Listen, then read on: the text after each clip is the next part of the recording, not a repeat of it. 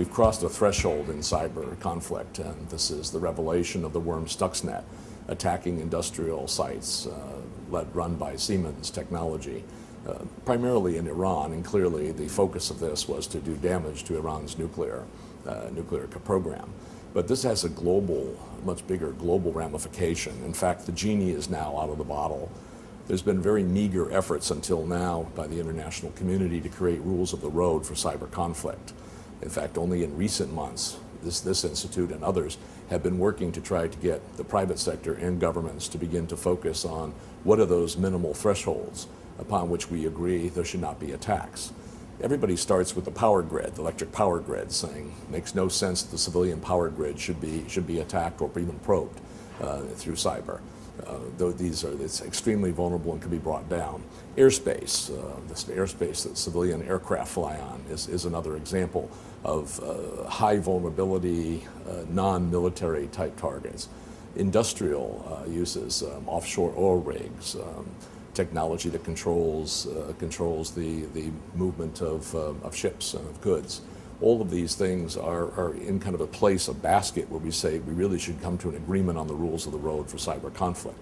The whodunit is part of it, and in cyber it's extremely difficult to have attribution.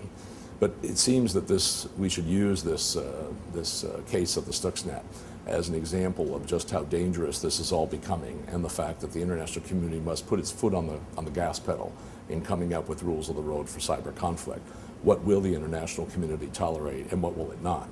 We're having the same kind of debate now about outer space, because the situation in space is so completely different than it's been until now.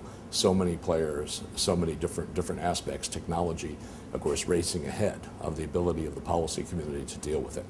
That's not to say there aren't good things taking place. Just in recent months, the EastWest Institute has been running several bilaterals, one with Russia, one with China.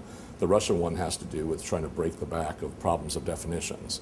And here there's some very, very positive progress that's being made, and we hope by the end of this year to actually have the first sense of agreement by the Russians and the Americans on some of the critical definitions for cybersecurity. With China, we're working together on a practical thing of how to deal with spam. The spam, whether it's pornography or all the junk mail and stuff that we get, is also used as the glue for organized crime and others to actually penetrate our systems. So the bottom line is people are moving, we're beginning, the awareness is there, but I think the genie out of the bottle example of what's come available in the media in the last week demonstrates to us that this is all moving in such a fast pace that we better do something to catch up with it.